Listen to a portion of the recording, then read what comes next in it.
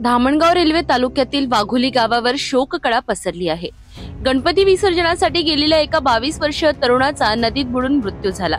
ही घटना अत्यंत धक्कादायक आहे। गणपती विसर्जन शांततेत आणि काळजीपूर्वक करावे असे आवाहन प्रशासन नेहमी करत असते, मात्र काही तरुण उत्साहाच्या भरात आपल्या जीवाची पर्वा न करता पाण्यात उतरतात।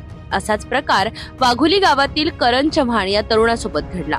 तो विसर्जनासाठी गेला असता त्याला आंघोळीचा मोह आवरला नाही। वर्धा जिल्ह्यातील आर्वी तालुक्यातील धनोडी गावाजवळील नदीपात्रात तो आंघोळ करण्यासाठी उतरला, परंतु पाण्याचा अंदाज न आल्याने तो वाहून गेला। शोध घेतल्यानंतर काही वेळातच त्याचा मृतदेह सापडला। करणच्या मृतदेहाला शवविच्छेदनासाठी धामणगाव रेल्वे येथील ग्रामीण रुग्णालयात आणण्यात आले। त्याच्या पश्चात आई, वडील आणि एक लहान भाऊ असा परिवार आहे। या अपघाती मृत्यूमुळे संपूर्ण परिसरात दुःखाचे वातावरण पसरले आहे। तरुणांनी अशा प्रकारे निष्काळजीपणे वागून स्वतःच्या आणि कुटुंबाच्या दुःखाला कारणीभूत होऊ नये याचे भान ठेवणे गरजेचे आहे।